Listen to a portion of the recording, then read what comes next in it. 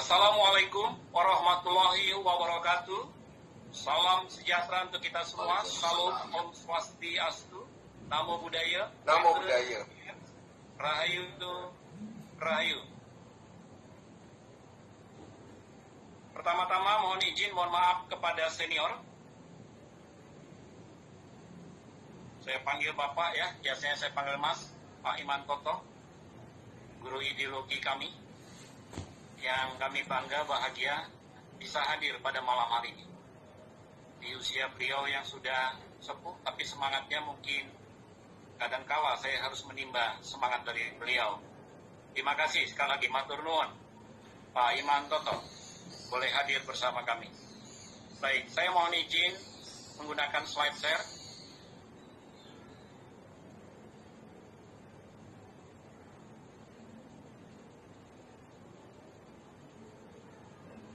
Baik, Bapak Ibu, saudara-saudaraku, Dewan Pembina, Dewan Pakar, Dewan Pengawas, Dewan Pengurus Pusat, Dewan Pengurus Daerah, Dewan Pembina Daerah. Saya tidak bisa sebutkan satu persatu, terima kasih, kita sama-sama belajar. Saya tidak bermaksud menggurui, tapi hanya berbagi. 2 minggu yang lalu kita berjumpa di virtual Zoom, kita membahas perihal historisitas Marhaenisme sebagai akar historis Pancasila 1 Juni.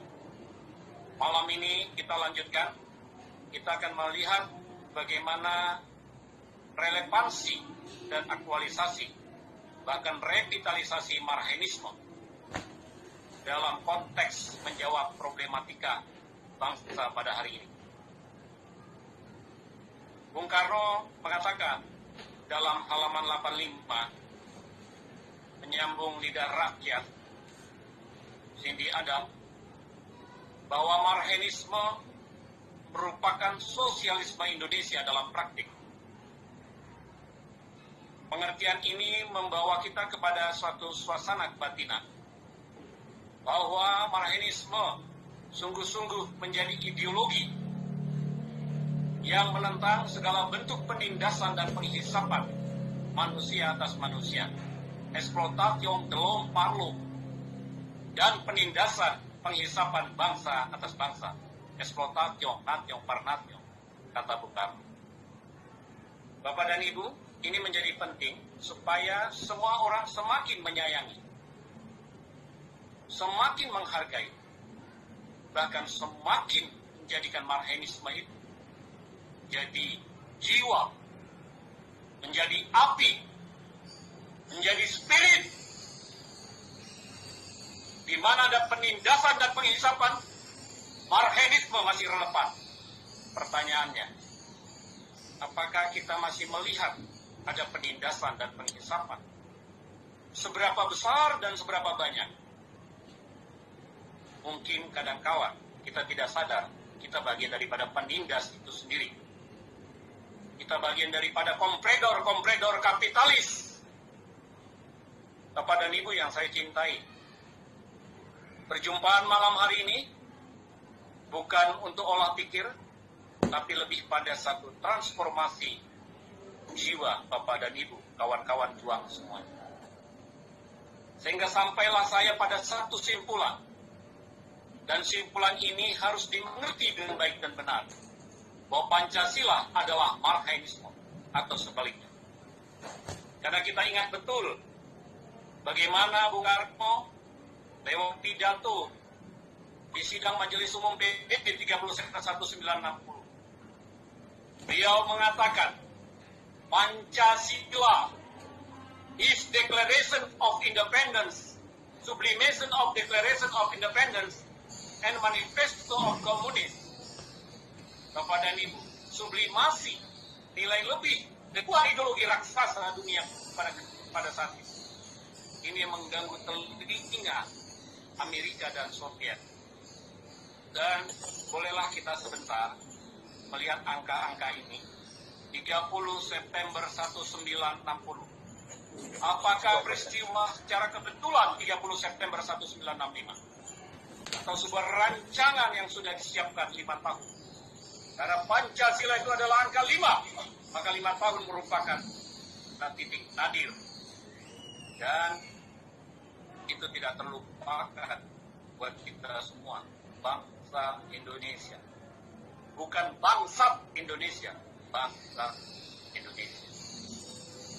Bapak dan Ibu, saudara-saudaraku, saya ingin mengatakan bahwa Marxisme bukannya ilmu untuk memperkaya diri sendiri, seperti apa yang dikatakan oleh Soekarno, melainkan ilmu untuk mengabdikan diri kepada masyarakat. Ada 3 sopo guru ketika kita mencoba masuk ke dalam konteks Marxisme. Sosionasionalisme. Tanpa sosionasionalisme tidak mungkin bisa memahami sosiodemokrasi. Lalu kemudian ketuhanan yang berkebudayaan atau ketuhanan yang Maha Esa, yang tidak perlu diperdebatkan, tidak perlu diperbincangkan perbedaan antara ketuhanan yang Maha Esa dengan ketuhanan yang berkebudayaan. Bagi saya, orang-orang yang suka memperbincangkan dan memperdebatkan antara kedua ini tidak mengerti hakiki daripada Marxisme, yang adalah merupakan satu sublimasi dari ketuhanan yang berkebudayaan, sosiodemokrasi dan sosionasionalisme itu sendiri.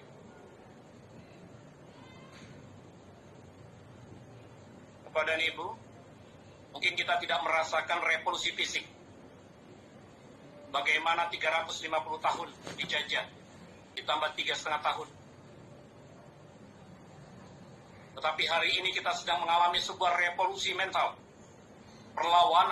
Sebuah perlawanan yang lebih keji, lebih sadis, lebih luar biasa daripada revolusi fisik. Karena kata-kata ini, Bapak Ibu, mari kita sering ingat dan katakan kata-kata ini atau kalimat ini. Musuh yang paling lihai dan licik adalah musuh yang menghadang di seberang jembatan Marx. Kali lagi, musuh yang paling lihai dan licik adalah musuh yang menghadang di seberang jembatan emas. Siapa dia? Siapa mereka? Sebuah gambaran yang sangat kontradiktif antara penindas dan seorang marhain, si kecil yang ditindas diisa. Masih ada itu. Mari kita jawab dengan jujur. Itulah sebabnya berkali-kali Bung Karno mengatakan, "Zaman bandeling panale revolusionari Kraton interneti."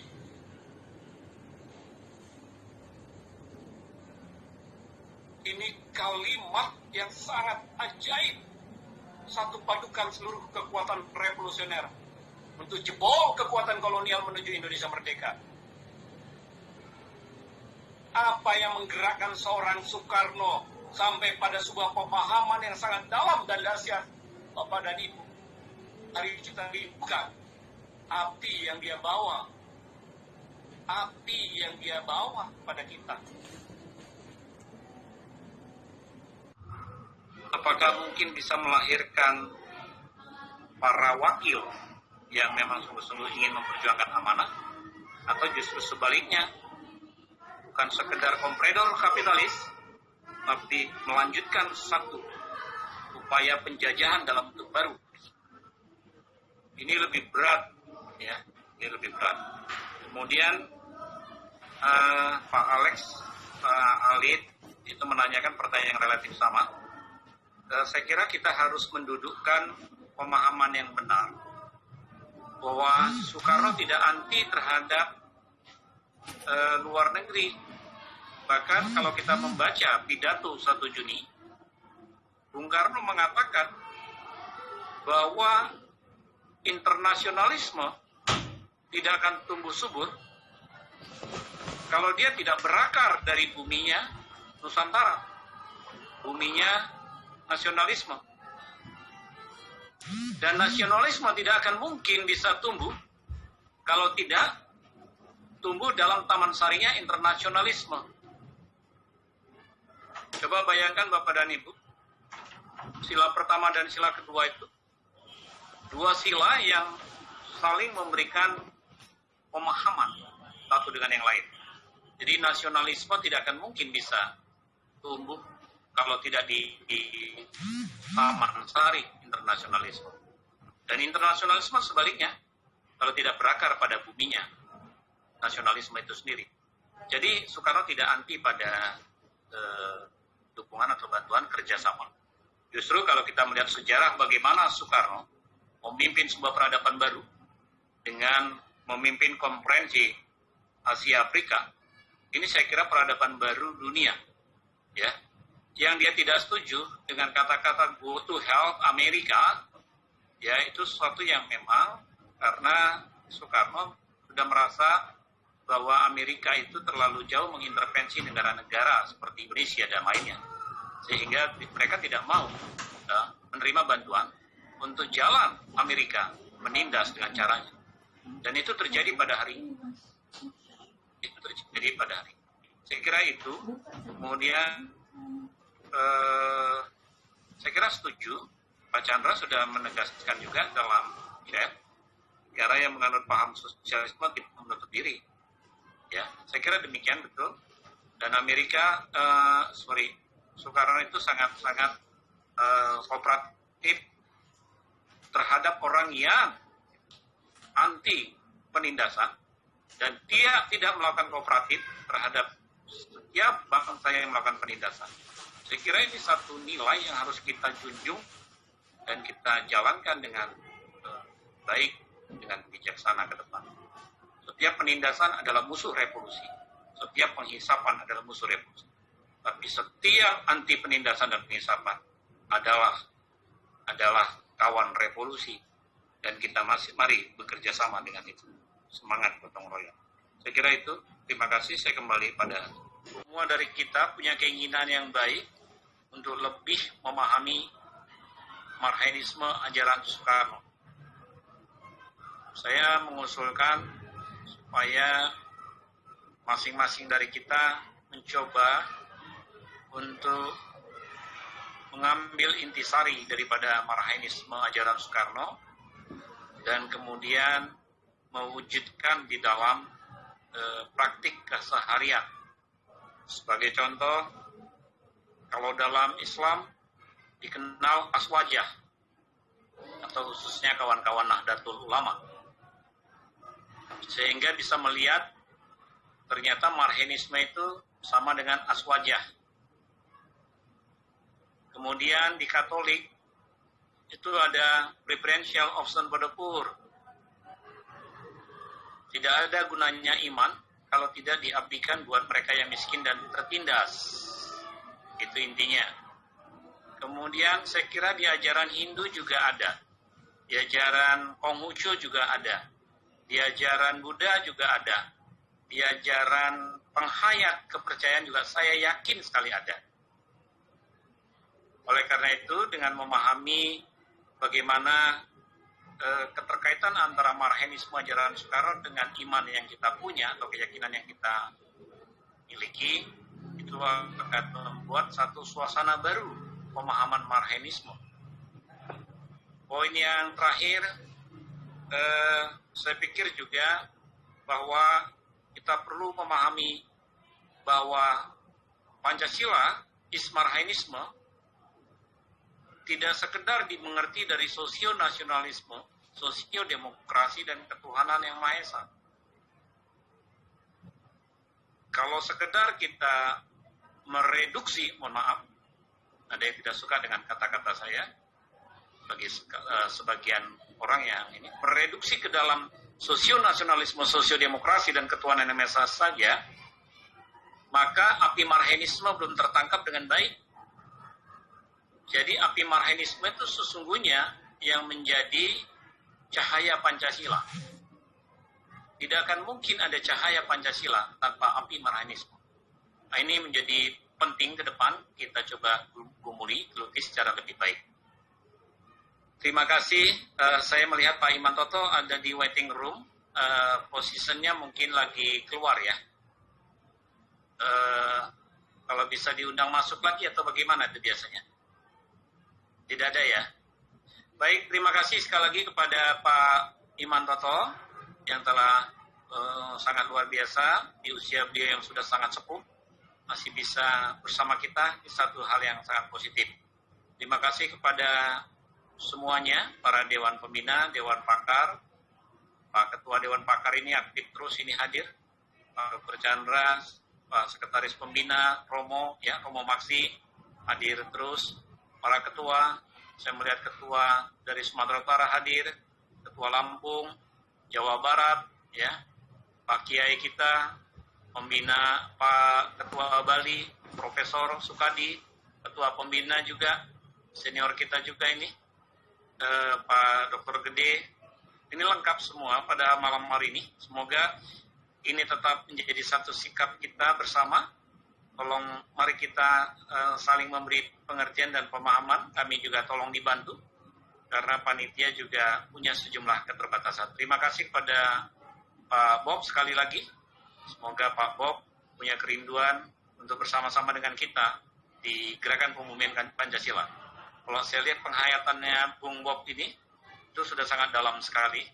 Jadi saya kira pasti Pak Ketua Dewan Pakar, Pak Dr. Chandra Setiawan itu senang bersama-sama untuk diskusi dan mengajak Pak Bob masuk ke dalam Dewan Pakar DPP-GPP. Begitu ya Pak Ketua Dewan Pakar ya. Terima kasih Pak Sekjen, Pak Bondan Kanumoyoso, dan saya kembalikan terima kasih juga Pak Bondan Wicaksono, Ketua 1 kita. Ya, saya kira demikian. Tak ada yang lengkap dan sempurna sebagai manusia biasa, mohon maaf. Dan juga kami turut menyampaikan rasa bahagia dalam peringatan Maulid Nabi Sallallahu Alaihi Wasallam. Semoga semangat beliau dalam melakukan perubahan dan peradaban di tengah-tengah bumi ini menjadi juga semangat buat kita semua. Kita mau belajar dengan siapapun, karena seluruh orang-orang baik harus ditiru dan diikuti dengan baik pula, tanpa kecuali. Saya kira demikian Pak Bob. Terima kasih. Salam Pancasila.